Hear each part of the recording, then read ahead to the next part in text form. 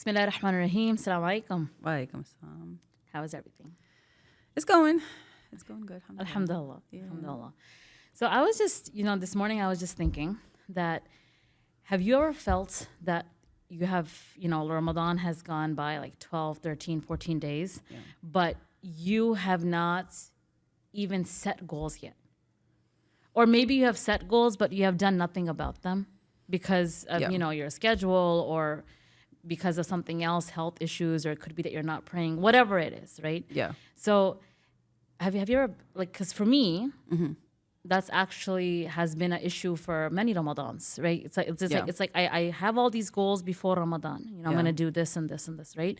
Then I do that for like 1, 2, 3 days, even though I'm the one that's telling people to be consistent, right? Yeah.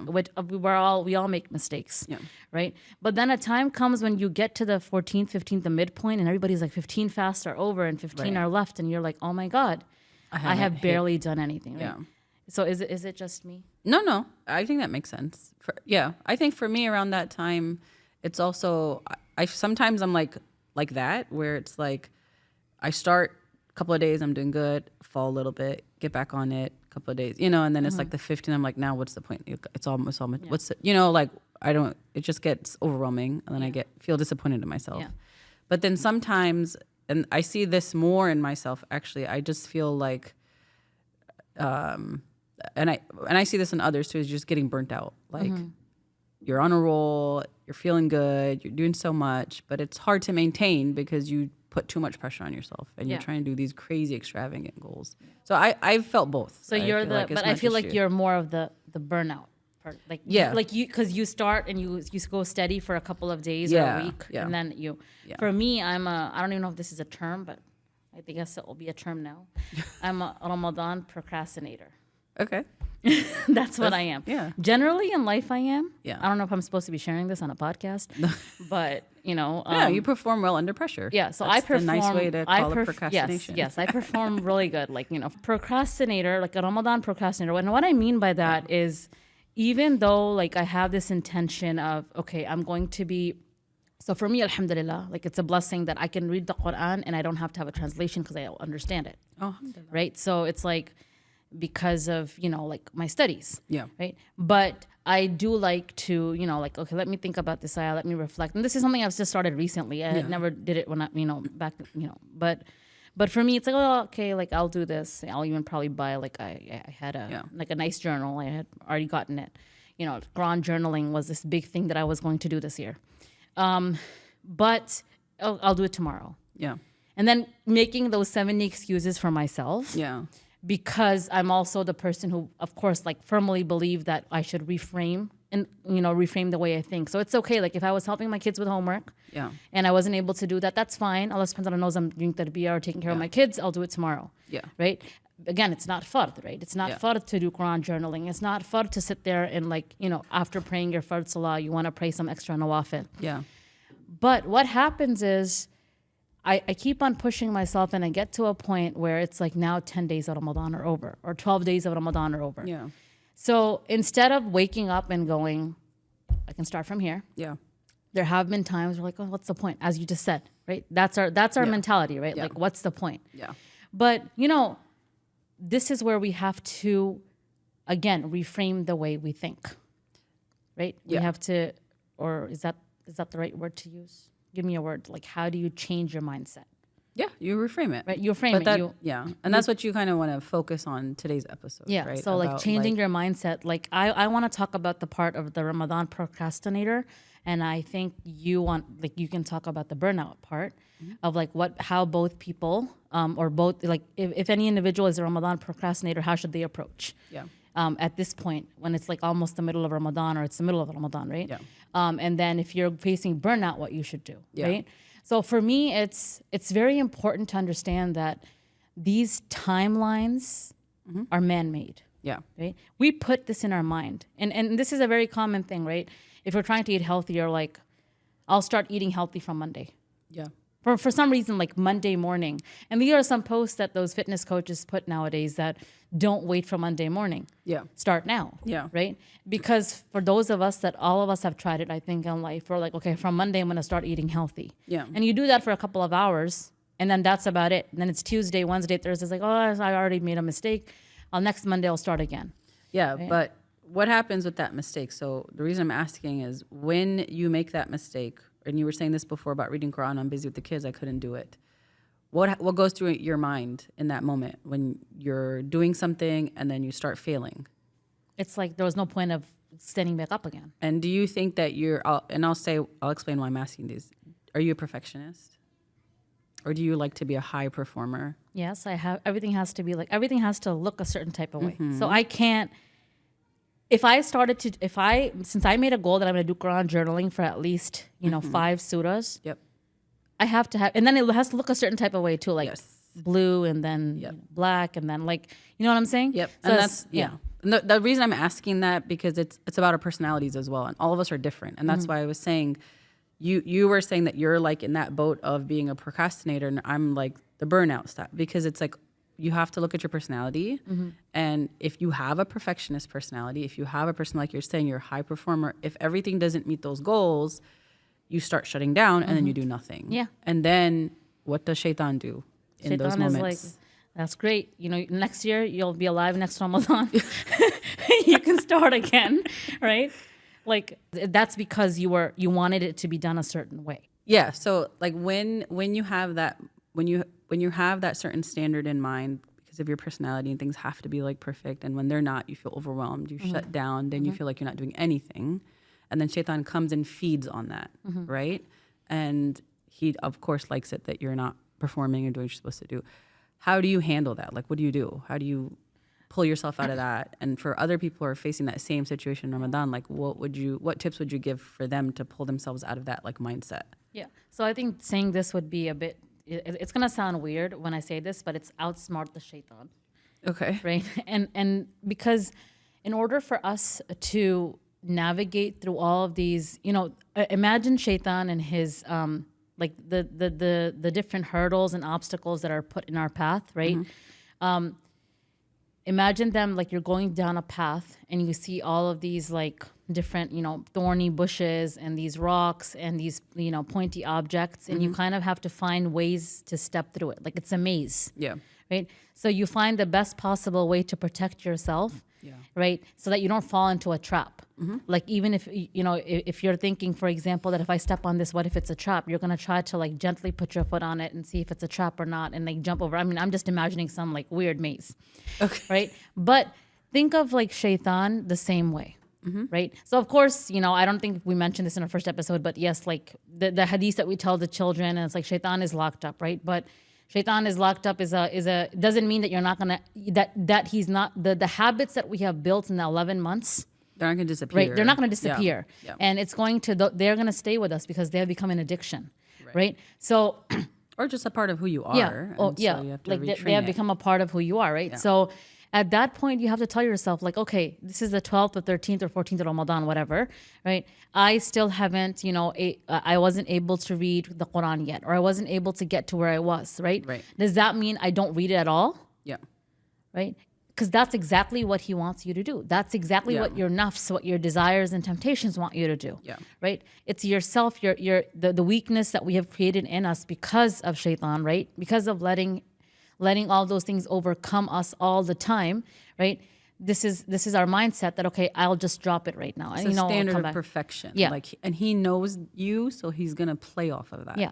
Okay. So for example, like I know we're talking about Ramadan right now, but just for even Salah. Yeah. Right? There are people, when I have conversations about with people who are struggling with their Salah, right? A lot of times they'll tell me, and this is a very common thing, that I didn't pray my Fajr, so I thought like I'm not going to pray my Dhuhr either because I didn't pray my Fajr. I know it sounds weird when you're saying that. It makes sense. Right? But that's exactly, what the mindset becomes. Right. And then at Asr time, you're like, well, what's the point right now? Yeah. Right? So then you skip the salahs that day, and then you tell yourself, I'm going to wake for Fajr tomorrow morning. Yeah. And that sometimes never happens. Right. Right. So that's the same thing with Ramadan. You have to, again, try your best to overpower the Shaytan. Ask yourself, right? Ask yourself that, why is it that I'm feeling this way? Yeah. And so what if I haven't, for the first 12, 13, 14 days, if I haven't been able to do the ibadah like I wanted, I can still reap the rewards in the remaining time. Yeah. right? So a positive mindset. Right. And then slowly that idea dies down, because when people miss one day, that's it. Yep. As Muslims, our belief is that every single moment of our life is a new page. It's a blessing from Allah subhanahu wa ta'ala. It's a new chance, right? yeah. For Allah subhanahu wa ta'ala, it doesn't matter if you started reading Quran on the 15th of Ramadan. Right. For Allah subhanahu wa ta'ala, it doesn't matter that if you stopped, if you stopped a bad habit in the middle of Ramadan and you did it the first 10, 12 days. Right. For Allah subhanahu wa ta'ala, it also doesn't matter that, let's just say you haven't prayed a single Taraweeh prayer till now. Yeah. Right? If you start right now, all Allah subhanahu wa ta'ala wants is action from you. Yeah. All Allah subhanahu wa ta'ala wants is like you are ready to transform yourself. Yeah. And He's there to, bless you with His mercy. Right. And I think that's it's actually not easy to get to that. That's a good, but it's a good reminder. Right? But it's something that we can all work on. Yeah. That, the times that you have set for yourself, beginning of Ramadan, after Eid, on your birthday, whatever it is, those are, you put yourself in that, you boxed yourself in that thought, right? Yeah. For Allah subhanahu wa ta'ala, right, all He wants, right, the hadith that you walk to Allah, He runs to you. Yep. Yeah. It's a very powerful one. Yeah. And when I think about that, it shakes me. It's like, that's all He's waiting for. You just initiate. You just have to initiate, and the rest will, fall into place. It will happen, and you will be rewarded for it. Yeah. And I think that is something that we have to teach ourselves. Yeah. And it's also what you were saying when you were talking about your personality and being, like when I was saying, are you a perfectionist, right? And being able to handle failure. Correct me if I'm wrong, but there is no failure in Allah's eyes. No. It's what you do with it. And so if you're feeling overwhelmed, if you feel like I had all these goals and I didn't even hit anywhere near, so I'm just better not to do anything. Yeah. No, in that moment, you turning to Allah and saying, no, I'm still going to try. That's what He cares about. And so you should, that's the door that Shaytan tries to close with his tricks, that you can't go back to him, right? Even after we sin, right? Which is just a general concept. But even in Ramadan, try to apply it the same way. Is, no, I'm not going to let Shaitan rob me of this chance to turn back to him, even if I'm behind whatever goals I set for myself. Yeah. And I think the reason why we really, we have to remind ourselves that Allah subhanahu wa ta'ala is Allah subhanahu wa ta'ala, right? When we think about Allah subhanahu wa ta'ala, right, we forget that He is all forgiving. We forget that He will give as many chances, right, as we need. Yeah. And because we have our limited comprehension as human beings, and based on our social interactions with other human beings, we think of Him that way. Right. We think that, like if I wasn't able to do my ibadah in the beginning of Ramadan, why does it make a difference now? But it does make a difference. Yeah. Because Allah subhanahu wa ta'ala, He is your Rabb. Again, He's your Rabb. He's your caretaker. He is the one, He's the all-loving. He's the all-merciful. Right? So we need to stop living in that bubble of, no, Allah's not going to give me a chance. Right. Other people won't give you a chance. You may not give me a chance. Right? No. Right? Yeah, you're not going to give me a chance. But Allah subhanahu wa ta'ala, He will give a chance. Yeah. But so that's me. Like for me, I'm sorry to cut you off, but for me, like I'm the Ramadan procrastinator. So for all the sisters out there that are at the point right now where they feel like they haven't done much, start right now. Start right now. Yep. And for those who have done a lot and now they just want to give up, or that they're going through burnout, what would you want to say to them? Yeah, and I wouldn't say it's burnout. I think this is me. So I'm not a Ramadan procrastinator like you're saying. I feel like I'm more of that. I get to that burnout stage. And of course, I know for all of us women, it's going to be different every month, because you might not even start the month fasting, right? Because of, menstruation in your period. But like for me, I think it's the burnout. It's usually by the middle of Ramadan, I'm at a point where like physically I'm not burnt out. Like physically, and most of us, once we start fasting, you get in the roll, in the you got on a roll, you're used to it. Like you don't feel that thirst anymore. You don't feel that hunger anymore. You're like, it's fine. But I get that spiritual burnout where I'm just like, okay, I've been doing this for a while. Life starts to kick in. Something happens. That high that you feel in the beginning of Ramadan for me like starts to go away. And that like push I have to like ignore life things and still stay focused, like it just gets harder. That's what I experienced. And so I think the tips that have helped me that I want to pass on is, one, it's like I have to pause and I have to do like a reassessment of the situation, like of myself, of the situation. I have to ask myself, why am I feeling burnt out, right? What is going on that's making me feel that way?